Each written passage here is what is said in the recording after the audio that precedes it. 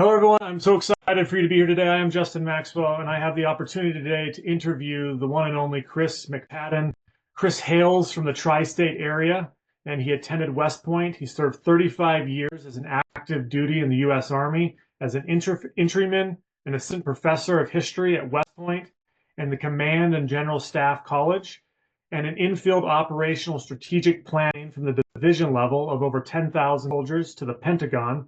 He served 3 combat tours in Iraq and Afghanistan, retired as a 2-star general. His last 2 jobs were Deputy Director of Joint Strategic Planning on the Joint Staff for the military's Chief Strategy Officer, and secondly, the Director of Strategy Planning and Policy for the U.S. Army. Chris is passionate about his calling to help leaders optimize execution through his business, LLC, Drive Forward Visioneering, and he finds his inspiration from a plaque that his bride Linda of 35 years that reads, "Behind every retired man is a woman who wishes her husband would go back to work." The reason I'm so excited to introduce you today is because Chris is going to bring all this knowledge around strategic planning and military planning and his years in the U.S. Army and how he now applies it to business owners and how those same principles can make all the difference in where your business ends up in the future. So please with me welcome General Chris McPadden. Thanks for being here today, Chris. It's my honor. And as we get started, I think it would be important for audience to kind of get a backstory on where you came from. Can you take us back to the beginning? What led you to join the military in the first place? Probably one of the defining moments was actually in football. I was in the training, and one of the coaches came up to me and said, "Chris, have you ever thought about playing football at Army?" And I honestly didn't know what that meant. I was like, "You mean the Army has a football team?" And he said, "Well, no, they actually have an academy. There's a school." And he told me all about West Point. I was like, wow, that sounded very intriguing to me. And it turned out he worked to get players recruited. And so West Point recruited me, and I was a recruited athlete. My dad also, I remember at the dinner table, he would read to us sometimes. He was reading this book from Cornelius Ryan called The Longest Day. Of course, there's well-known movies on this. He was reading about the Rangers at Pointe-du-Hoc, scaling 300-foot cliffs in the face of combat in the Normandy invasion. And when he read that story to me, it immediately clicked in my mind. I want to be an airborne ranger. Wow. And those two things seemed to come together as I got closer to the Army and realized that's where the Rangers reside, and ended up going to visit West Point. I was really impressed by this amazing array of people, 4,400 cadets. And I got there in the afternoon, actually saw football practice, and everybody gets ready for dinner. And you see 4,400 cadets transitioning from athletic fields and drill and ceremony to their dress gray uniform in very short order. And then they all come to, if you've ever seen West Point, there are basically 4 major areas where the cadets all form for formation. And 4,400 cadets who had been in just cacophony of motion suddenly at the command "fall in" came to complete disciplined order. And I remember observing that, and it just totally clicked in my mind about what discipline can do and bringing it all together. And yet there was this huge voice of cadets that you just saw existed, but they could all operate as one in a moment. And from that point on, I just started pursuing it and had the opportunity to go to the academy, the prep school first, and then the academy, and then my career. That's pretty much how I came into it. When you started, did you sense that you were on your wanting to become like a general? Was that an aspiration, or did that happen later? No. I almost resigned from West Point. So after a couple of years, my dad died my second year as a cadet, and I was really distraught. It really threw me off greatly. He was a Marine, He was a drill sergeant at Paris Island, and I was really struggling. I actually went out to pray at Trophy Point at West Point, really wrestling because when you go into your third year, you're committing to the last 2 years and a 5-year commitment. So I'm going through all these things in my mind and I'm really wrestling with, should I go? Should I stay? And I was doing very well at the academy, but in a sense, I felt like, okay, I've got this, I understand it, but it just isn't, I'm just not sure it's what I want to do. So I actually came to the conclusion that I'm going to resign. I went back to the barracks because there's a certain form you have to look up to a resignation form. And I'm heading back to the barracks and I'm now a junior and I was off limits also, but I figured I didn't really care. I have to figure this thing out. So I look to my left and there's a cadet who's also off limits. And I was like, boy, that's really odd. And I went over there and turned out to find out that it was a first year cadet, which for me to be off limits was a grave offense as a cadet. For a plebe to be off limits is super serious. I go over there and I start talking to this young man, and he had just returned from emergency leave. His dad had just died, and he was really wrestling with staying at West Point. And literally, almost verbatim, he started saying to me the entire internal dialogue that I just had 30 minutes before that.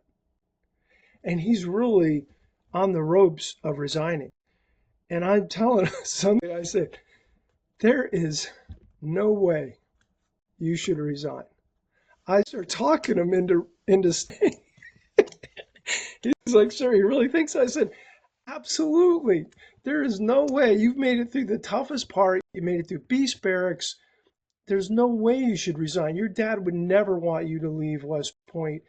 I mean, and he said, well, I got my hair cut just like my dad. I mean, literally, it was like this crazy, amazing story. And I'm like, but anyway, I didn't even tell him I was about to resign. I just took him into staying. Wow. And then I'm heading back to the barracks, and it just kind of occurred to me, why don't you take your own counsel? And so that was kind of a divine moment for me, Yeah. you might say. And who knew? I never anticipated. I thought I'd stay okay for 5 years. And then as I got into it more, it just felt like it wore better and better. And then I really had a sense, I think this might be my calling. And never anticipated being a general officer. And the more of the story is, and we can maybe talk some of those things, but the way my career progressed, there was a point at which I was pretty much written off.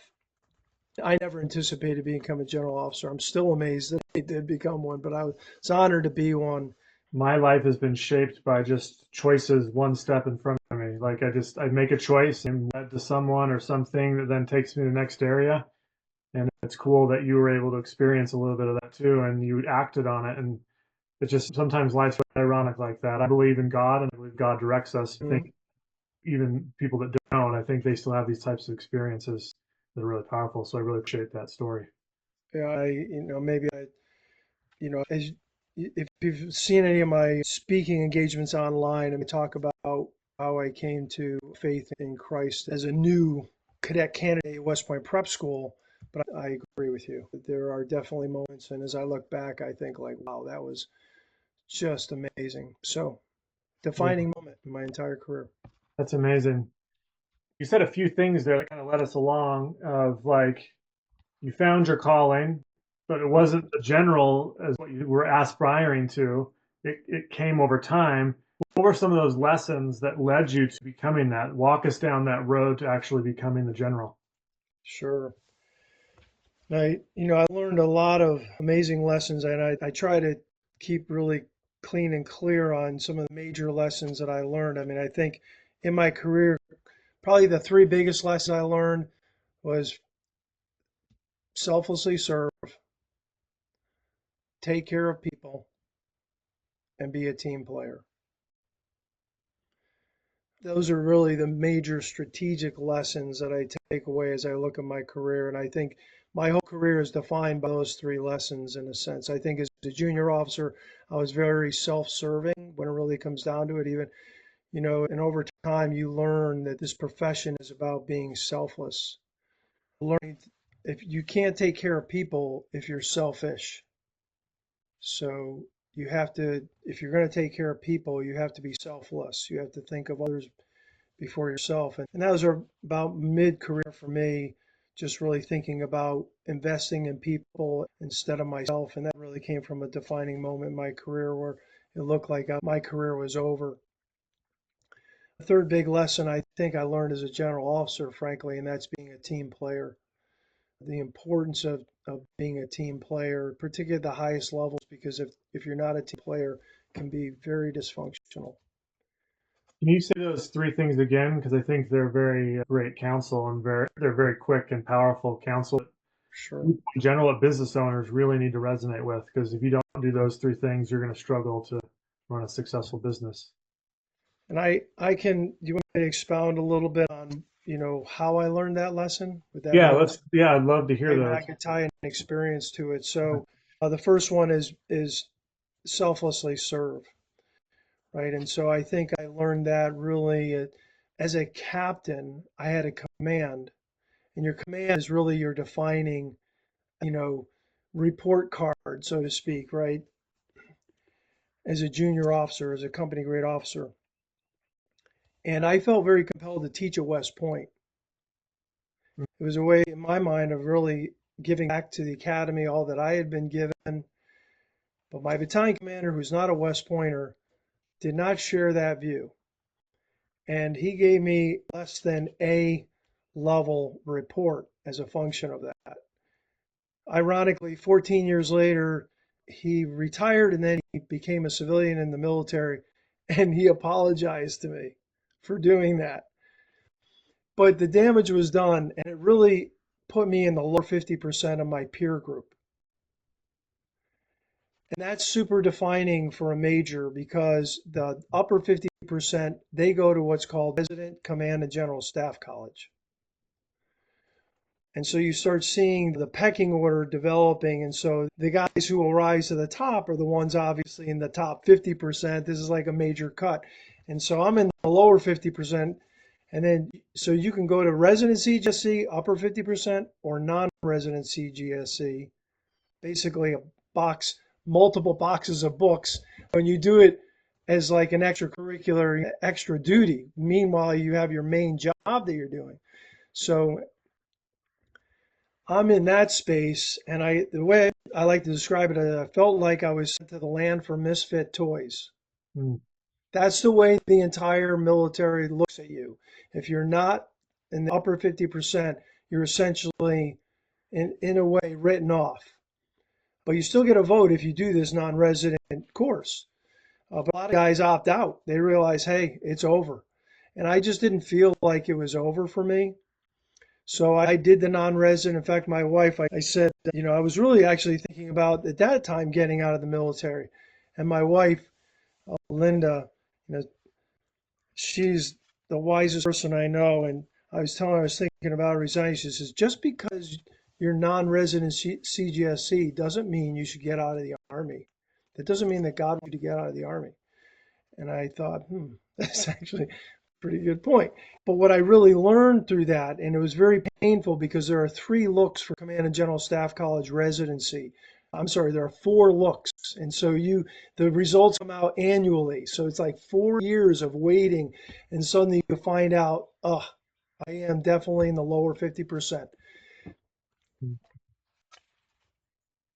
Ironically, I went to teach at the Command and General Staff College. I was selected to teach the very course that I was not selected to attend.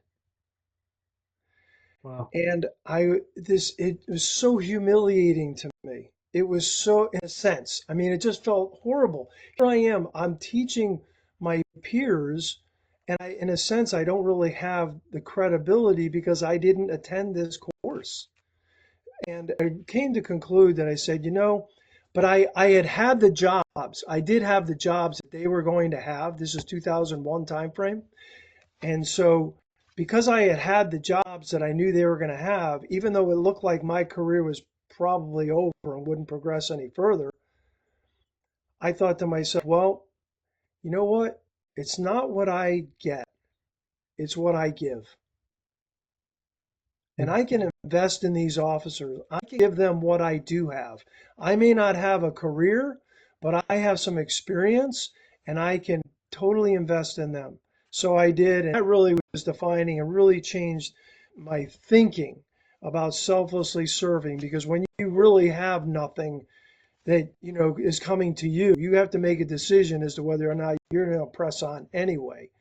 So I did, and I really enjoyed it. And, ironically, people didn't necessarily, my peers there didn't necessarily write me off. I think they actually appreciated the fact that I wasn't retired on active duty, because a lot of guys, that's the way they became.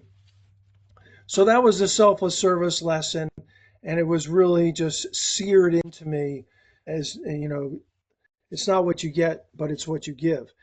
So then I'm at the Command and General Staff College. I'm teaching all these peers, and we have these lectures every month, leadership lecture series, and the senior leaders come in from all over the military to talk to the entire class. And then afterward, the academic counselor and evaluator for each of the sections, myself being one, here I am, I'm in charge of all my peers, that are in the top 50% and I'm in the lower 50%. But I thought, I did an experiment after one of these lectures. We would talk about the lecture, what we learned. I said, hey, let me ask you guys a question.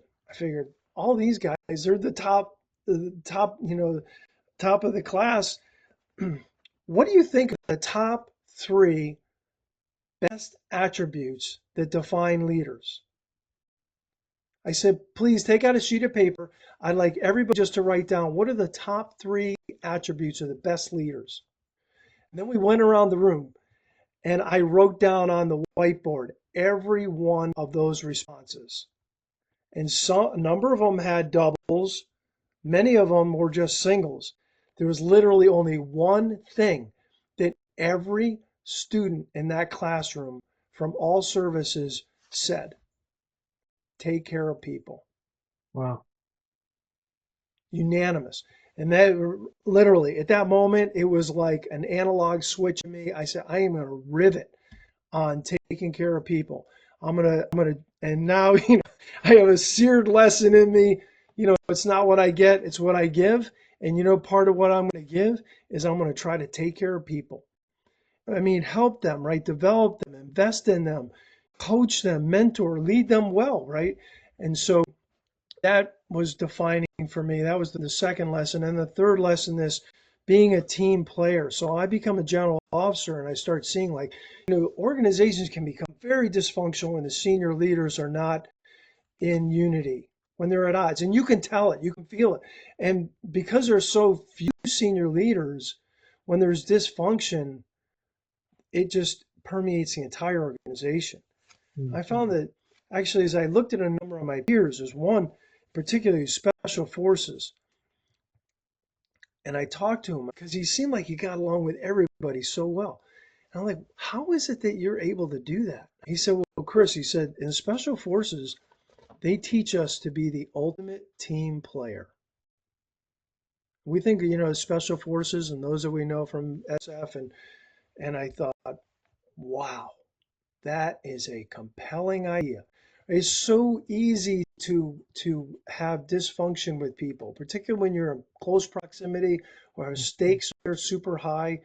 And so it's really tough to just put aside dysfunction and look for unity, even if it's in appearance.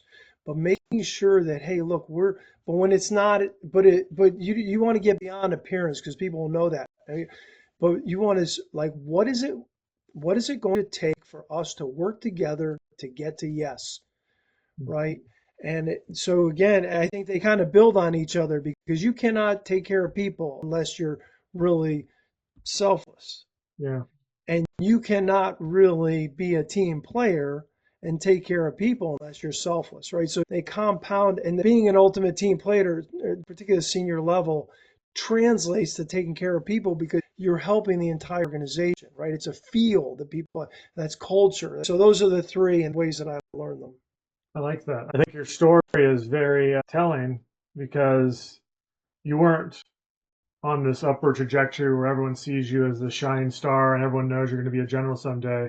It was step by step, digging, grinding, learning, figuring out what people actually want to be led by. And I think that that's the trajectory of a lot of business owners. They just start their business, they're walking, they start getting good at it, but they don't even like it just starts happening. Like, over time, they learn things and it gets better and better. And now all of a sudden they're doing extraordinary things. But the message that I love that you bring to the table is that you learn some great things around planning and vision, that like that visioneering word we use at the beginning for the name of your business.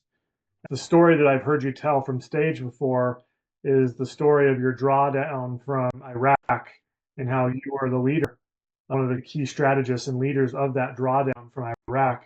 Do you mind just briefly going into what that taught you about visioneering and the need for strategic leadership and planning? That was in terms of my career, that was definitely, I felt like the way I described it is I went through a professional sound barrier. I never anticipated being responsible for something like that, to be fair. I just graduated from the War College. I went to Iraq as my first assignment as a new colonel, and I found myself at the four-star headquarters in Iraq, which is the headquarters over the theater. We call it the theater, the country of Iraq, and all that was going on there. So the chief of plans is really the colonel that answers to the four-star commander. At that time, actually, when I got there, it was General Petraeus, and then September of 2008, General Odierno became the commander. January, I come back. It's a one-year tour, so I started. I think it was in late June, and then took a break at the New Year. Actually, it was just as the inauguration was happening, and I'm coming back to Iraq actually while President Obama was being inaugurated. And they were trying to show it on the plane so everyone could see, but it was coming in very, very sketchy. But in any case, it's a long trip from the East Coast to Iraq and many, many flights, and just exhausting when you get to Iraq. And I get right to my office, and I'm told, "Sir, you need to come to the planning room. The one stars in there. We're in a special planning session." Turns out, in that short period of time, President Obama had called on the phone or General Odierno and said, "Begin planning for a drawdown of forces in Iraq." Now, normally, as chief of plans, I had a great group of planners, and there's so many planning efforts. You assign a planner to a planning effort, and they run the planning effort. We tried to start doing that. We started realizing very quickly, this is not going to be one planner. This is going to take the entire plan shop, working with planners all over Iraq to develop a drawdown plan. In military history, because I had taught military history, the toughest operation to plan and execute is a drawdown in contact. And that's what we were, because there's so much risk at stake, right? There's essentially the security that we have gained. I said to General Odierno, I said, "Sir, the security that we have gained needs to become the security that the Iraqis sustain." That's a really hard thing to get that transition to happen, obviously, in so many pieces and so many people involved. So we actually had over 100 planners come to Baghdad. It was every single day. It was nonstop at every level of planning. Every planner from almost every major unit in Iraq working to put this together. So we had, what it would require is we had we had 500 bases or like elements that had to go down to 30. We had approximately 300,000 service members and civilians that had to go down to 50,000. And then we had to redeploy about 3.5 million pieces of equipment. I remember the moment where all the planners were talking about this, and someone said, "Sir, I think you're going to have to be the one who leads this." And I thought to myself, wow, okay. But that's actually what ended up happening as from the, the plan shop, right? And so, I mean, there's so many people involved with it, but essentially I was the chief of plans for that drawdown. And it was an amazing experience. I learned so much about strategic planning and bringing it together. So I always like to say when I talk about strategic planning, it takes a planner, and essentially to lead a plan on behalf of the leadership. And then you have to come up with a coherent plan. And then you have to have a very good process to execute it, right? And that's really a function of collaboration and continuous review at all levels. So we ended up putting it together. We went through the deliberate planning process. We actually asked General Odierno if he wanted, we have two kinds of planning, call it crisis planning and deliberate planning. Obviously, crisis planning is like, it's a burning platform. You have to figure this out very quickly and come up with a very hasty solution. Or you can take more time and go through it and be very deliberate and really bring rigor to it. And we presented that decision to General Odierno because we said, "Sir, how do you want this to happen? You're answering to the president, so you either want to be really fast and accurate, right, or you want to take time to be accurate." I personally thought he'd say go into the crisis mode, but he said, "No, I want to take time and do this very deliberately." This had been, I think, General Odierno's third tour in Iraq. Hmm. I mean, he's just an awesome leader. So we ended up taking a very deliberate process with this major team of planners. We reviewed it with the senior leadership regularly. We had as much collaboration as possible. And then we presented it. And then, 6 months, it was essentially 4 months for General Odierno and the entire staff to approve it. And then it went to the Joint Staff and the President for his approval. And then, so that was 2009. And then we went into execution later that year. I mean, essentially, we were in execution for it, right? Once you had the plan approved, you're in execution. And then we had to be out by the end of 2011. That's when you had to have accomplished this mission. Now, fast forward, I'm working with General Mattis as the Central Command commander. He was the Central Command commander. I was on his personal staff. I was what's called the chief of the Commander's Action Group. And we do all the preparation for every engagement General Mattis has. I mean, a cyclic rate of fire. And one of the engagements was he was going to attend the transition ceremony in Iraq. The same palace where we had done all the planning and approval for it. Now, 2 years later, there's this small ceremony. I'd say it's probably less than 50 leaders. And we're transitioning authority to Iraq. And I got to be there. Wow. And nobody knew my role in this mission. I'm just standing in the back listening. And guess the Secretary of Defense flew in for this ceremony. And then he starts talking about this operation. And he basically said, "This has been one of the most successful operations that we have had."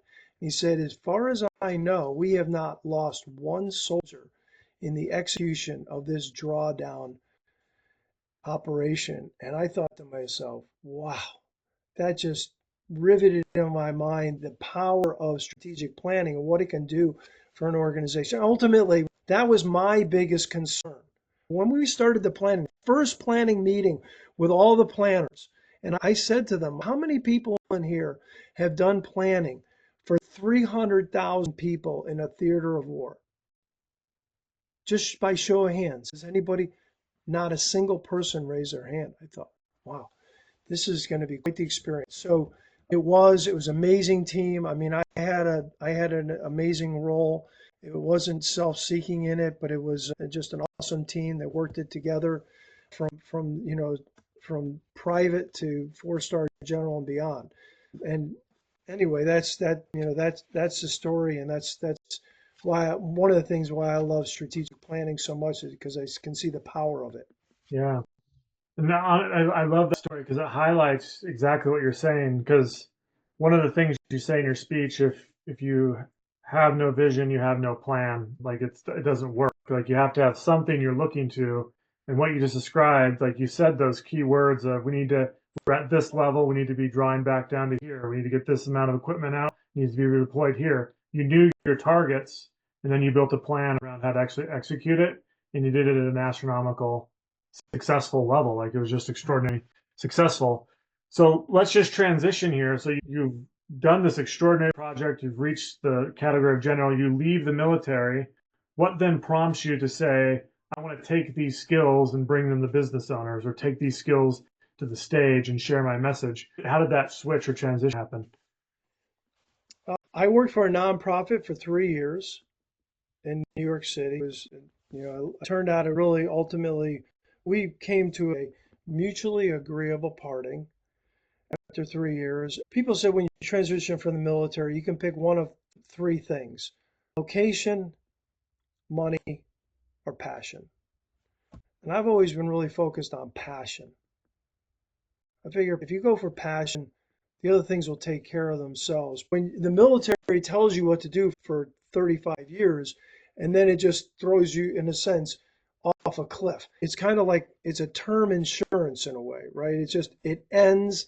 And so we all have to figure that out. And interesting, I was talking to a leader from Corn Ferry, and he said, Chris, go through your career and look at everything you've done from a lieutenant to a general, everything you've been responsible for, every job you've had, and then come back to me and talk to me about what you find.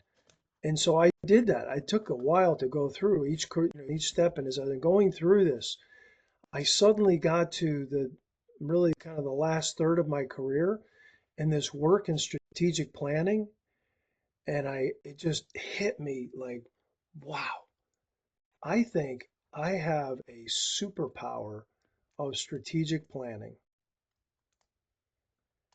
And that's where, a number of people say, well, you should start an LLC. So I I started an LLC. Okay, but actually it's I like to say it's only a year and a half into it now, but it's a thing. I'm not sure it's the thing, but I consult, I speak, I write, I teach, and I learn. Those are the 5 areas. I do like a silent retreat, and then it's all centered on essentially visioneering, right? Visioneering is creating and executing vision. As a good friend of mine, Matt Wolf, says, it's taking clouds and turning them into cubes. Right? How do you help organizations? And that's why I started realizing, I think in my role as a strategic planner, whether it's on joint staff, army staff, Iraq, Afghanistan, has been to help leaders, particularly senior leaders, in a sense like a mediator, to help them translate their vision into an executable, practical, pragmatic plan for action that actually happens. So the drawdown in Iraq is a perfect example of that. Now, there are multiple examples I see as like I've been put into roles to do that, from the battalion level to the an idea of global integration that I ended up leading in the joint staff when I served there as a deputy director for joint strategic planning. Essentially, how do you take the national military strategy? How do you develop it? Because we were responsible for developing the national military strategy for the chairman of the Joint Chiefs of Staff. How do you create that? And then how do you execute it? Right? How do you turn that into cubes? So that's the LLC really focuses on that. And I'm realizing that I think actually a lot of organizations don't even understand what that is. Right? The military for the last 40 years has invested in planning and strategic planning like I have not seen in any other sector. So when I talk about this to people, I think in some ways they don't even, they're like, what is that? Like, we don't even do that. We're focused on burning platforms. And I'm like, no. A simple example is like every organization has a COO. In the military, we have a COO on the joint staff, or at every level. We have a COO that's a 3-star in the joint staff. And we have a CSO, a chief strategy officer, who's also a 3-star. The COO, I like to say, he's a guerrilla cage fighter. COs are fighting gorillas all day long, right? In the cage. And that's all they have time to do. And they're coming at them from all different directions. The CSO, a good CSO, I like to say, he's in charge of the guerrilla finishing school. You know, there are some gorillas that you can see coming. Yeah. So if we could get them into the finishing school and tame them, then when they come to the COO, they're going to be a lot easier, and we're going to make the COO's life a lot better. But in the military, so you got the COO and the CSO. In almost every sector that I've seen so far, there's a COO, and what I'd like to say is there's a CNO, a chief no officer. There is no CSO. There is no guerrilla taming school. So that's why COOs are like, this is crazy. Like how, it just gets crazier and crazier the more you grow. So I think this 1-2 punch in the military is something that could really be powerful. It's become extremely powerful in the military. And I think it could be extremely powerful for any sector if they really wanted to invest in it. One of the reasons why I've resonated so much with your message, one of the reasons I invited you to speak here to the audience today, one of the reasons that I keep having associations with you is because I really believe that business owners need this.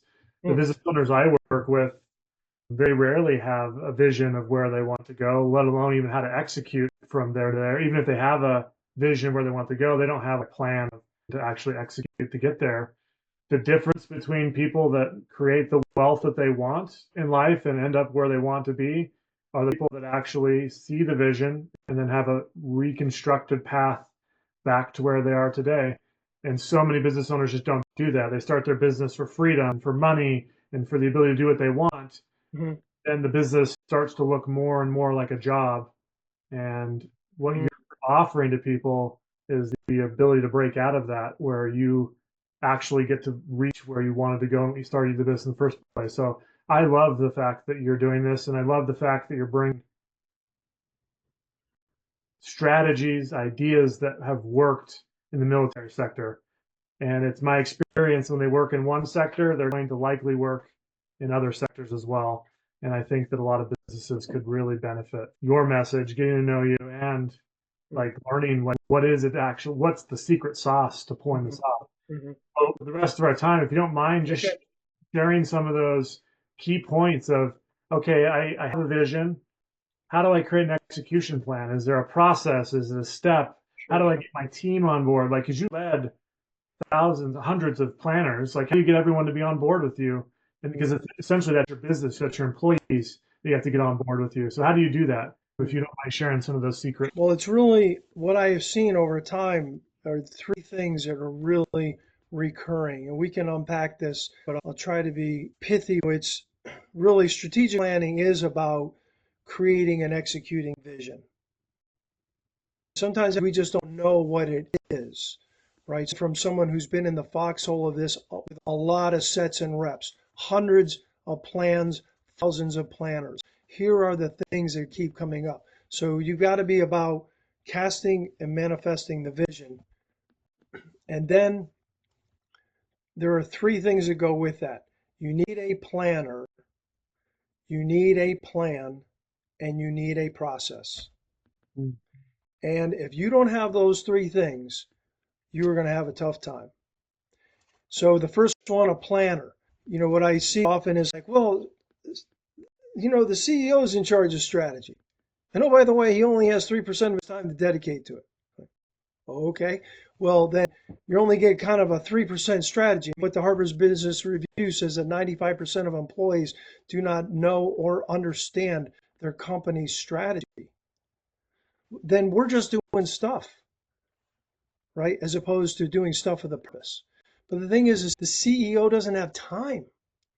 So I really found in the military, the best senior leaders see this and they identify a team to focus on planning efforts, things that they know are gorillas that are going to be facing them. They know it intuitively, they just can't get to it, right? So they need someone to do that, someone who understands planning. And so we have planning training schools. I was able to go to the School of Advanced Military Studies in the Army, which is called the Jedi Knights. But really, they spend a year learning about operational strategic planning.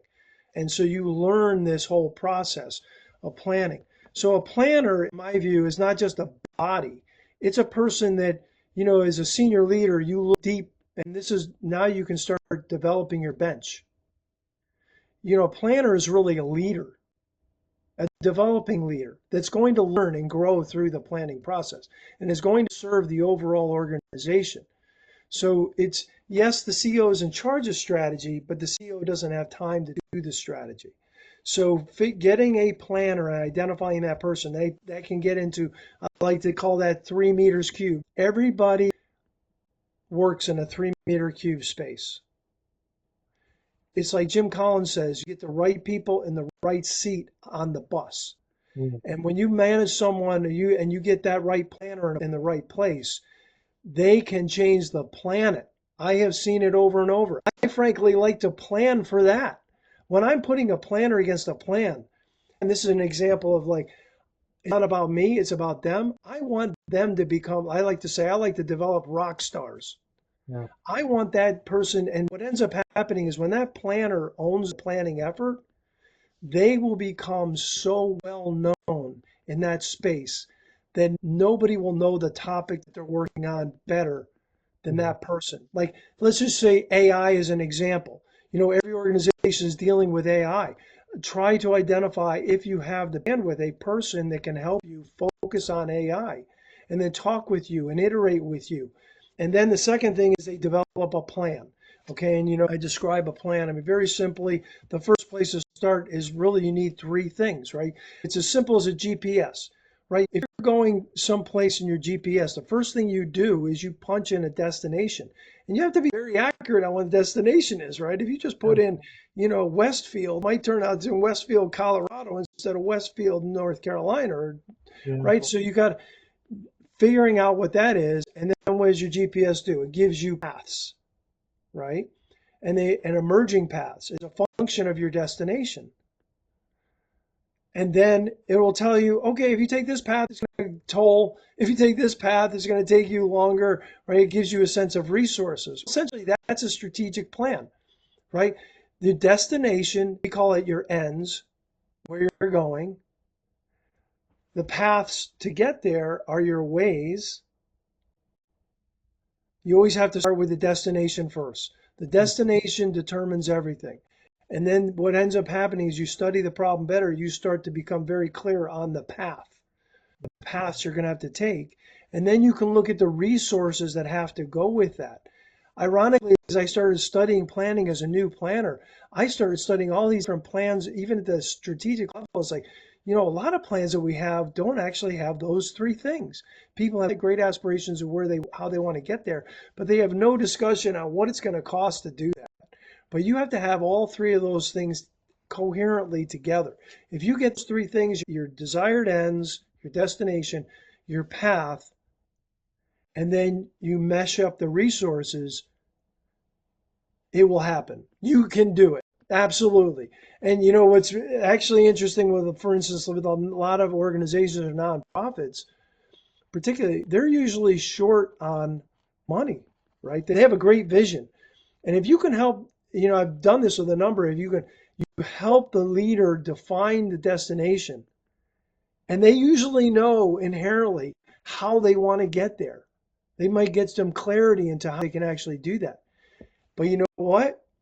When you have a compelling destination and you have a compelling way to do it, then people who are behind the organization that may be strapped for funding are likely to say, I'll back that up. So it's like, start with the destination, figure out how you want to get there, and you might find that actually your resources, people are going to back you up. I mean, you could do that for profit, nonprofit, and personally.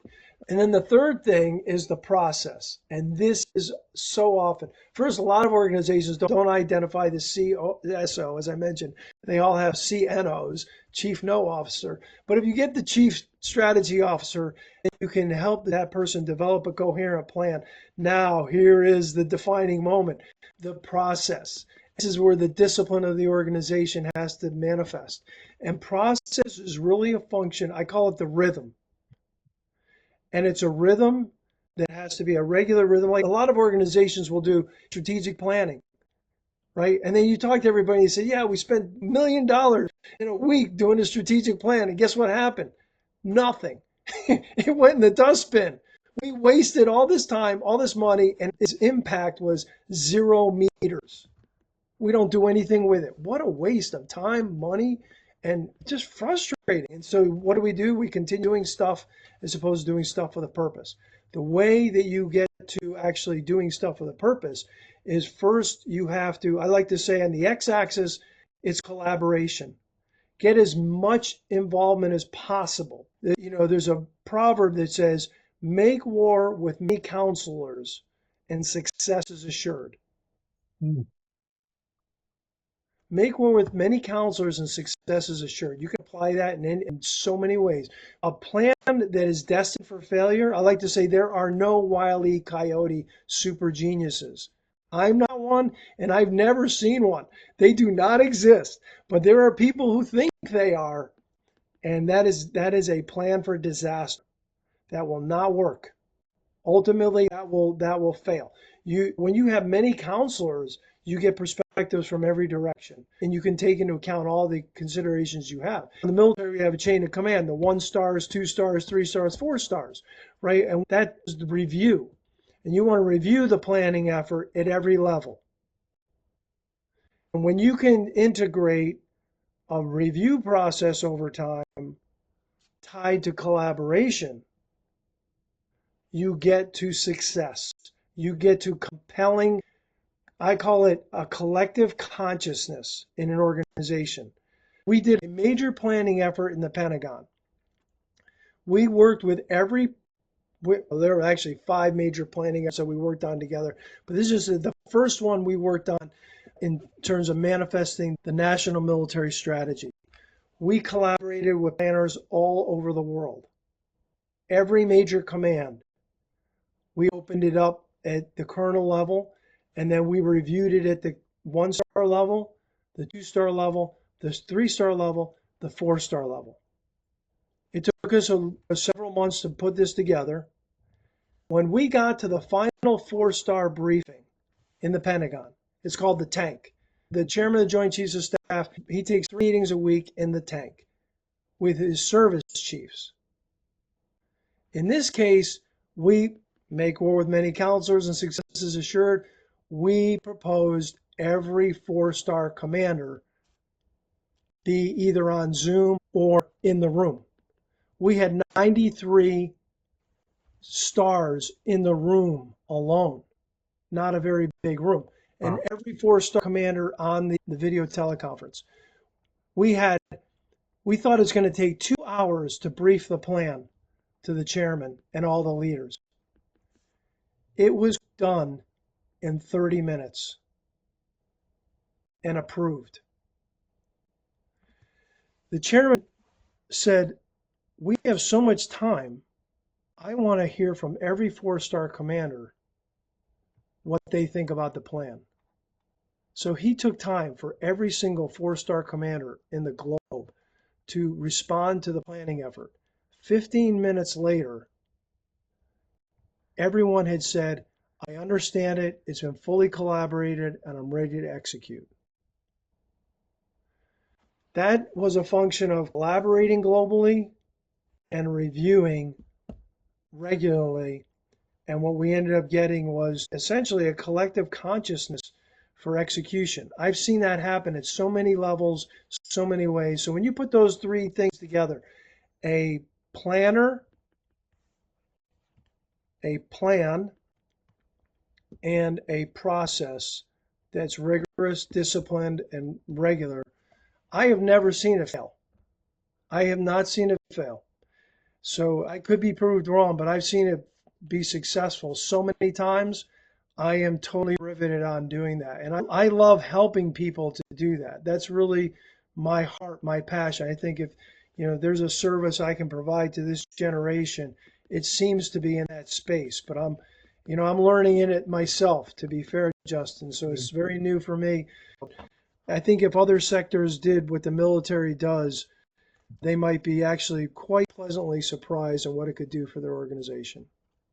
I agree with you completely because when I'm saying this, like I want people to extend what I'm talking about. All right, so This is one of the things. yeah, we talked about the editing, yeah.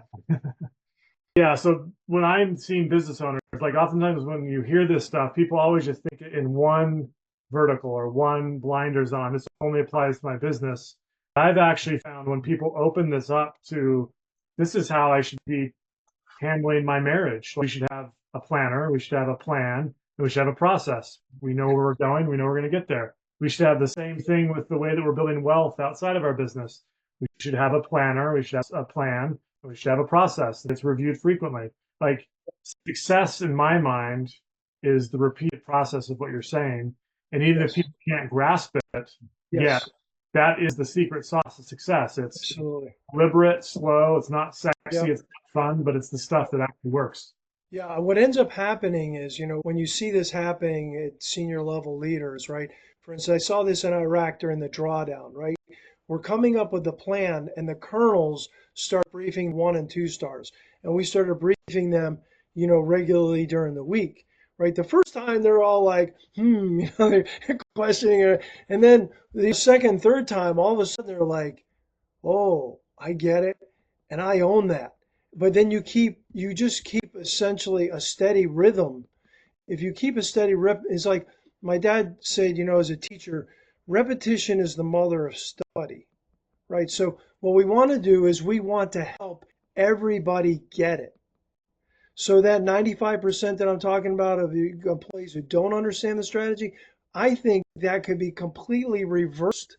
Frankly, I think it should be 100% of employees should understand and know what they're doing. And essentially, that almost seems to me like the most important task that any leader has with any organization is we have this thing called mission command in the military, right? We want people to know so well what the intent is that they know what to do, even if they have to deviate in some way, obviously legally, morally, and ethically, they will do the right thing. But they know the intent of the leader, the purpose is to do this. So it just helps the whole culture, the whole organization in unity of effort. I totally agree with you. And you can apply this personal in your family, nonprofit. And I've just talked to so many leaders, and it just seems like people, they don't understand that. It's not part of our culture.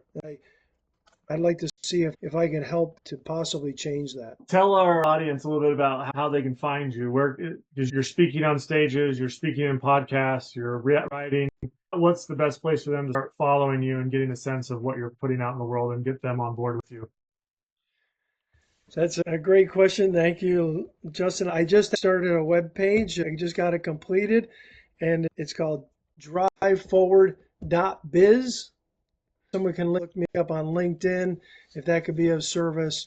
I'm actually just working the process of how do I connect on the website, taking lessons from you, Justin, on how to do this. How do you make it clean and clear so people can set up a call with me, just a free consult if they think this could help them.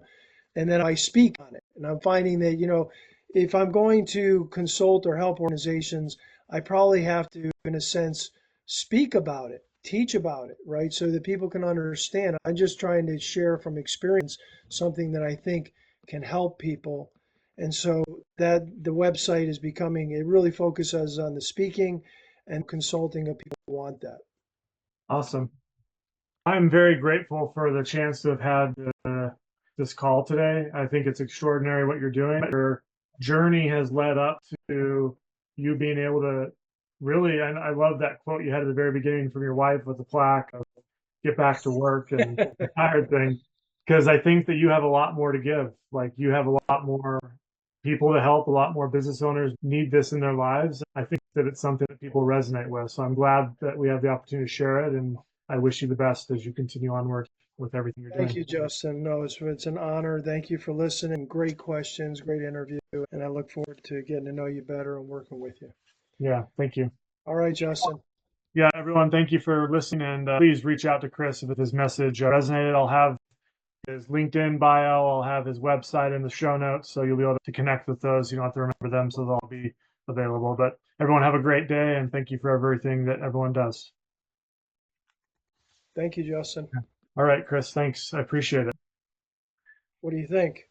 Yeah, I think it went well. I think there's a lot of things in there that you can use as clips and small little things to promote yourself and get your message out there more, because I really believe it's really important. So I hope that it gets out there more. I got to take some lessons from you, man. I don't do posts on LinkedIn yet or anything like that. But maybe I need to do that. Any coaching or thoughts or advice? What I've done is I have a copywriter who makes my posts. I give him the information because I used to just do it myself, but I didn't get as much engagement. So something you could do is you could copy when I post. You could put it in ChatGPT and say, this is a frame, because he writes in the same, it's like Yeah, it's I love it. It's a specific type of writing. So you could say, this is a framework I want to follow. I don't want to copy the words, but can you find the pattern of how this is being written? And then what you can do is you can take, because I'll give you the recording of this call, and then you can say, I want you to make, I can even do clips. You could say, we could even take a clip, let's just say it's 30 seconds, and say, I want you to make a LinkedIn post off of this 30-second clip of me talking, but do it in this framework or rhythm of how Justin's copywriter is writing, and to see what it comes up with. Because I've found that ChatGPT can do some pretty extraordinary things with that. So That's where visioneering came from, by the way. oh, I was like, I want one word to describe creating and executing vision. Chat GPT comes back and says visioneering. I didn't even know that was a word. That you know what I mean? Suddenly I said that actually is a great word for the business, and yeah. people seem to really like it. Is your copywriter like a full-time guy, or is he?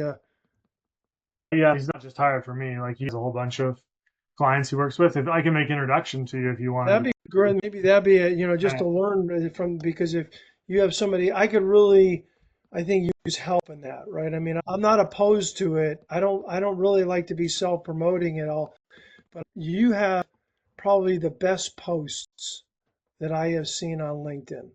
So clean, so clear, so pithy, so compelling. So it's really good.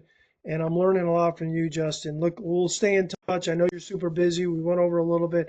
Thanks. It was an honor to do this, and I look forward to staying in contact. I'll make an email introduction. When I get this edited and back to you, I'll have clips for you. I'm going to write a blog about it as well. So it's on my website. You can take it and do what you want with it. And then you'll have complete access to the raw footage, the clip footage, whatever you want, you have access to. Cool. Two things. Will you be posting this on LinkedIn? I can. I mean, a copywriter tells me what I should put on there now Okay. as content, but I think you Yep. would. I don't think there'd be anything. I mean, I'm glad for you to do that if you want to do that. Yeah. And then the second thing is, maybe would you be opposed to no rush, maybe writing a sentence or something about, me or this business, or, that I might be able to put on my website, right, from someone who does this professionally. It kind of hopefully be a win-win. Yeah, I can definitely do that. And it will be on YouTube as well. So you can connect to YouTube. So you'll have, I think it'll be, I'll do that for you though when I send everything over. Okay, no rush at all. I do have someone that's helping me as an assistant who put the web page together. So I may loop him in, Tyler, I mentioned to you. Yeah. Okay, but anyway, I know you got to go, Justin. Thanks so much for your time. Yeah, thank you. I really appreciate it, and the best. See you soon. Same to you, Justin. We'll be in touch. Thank you.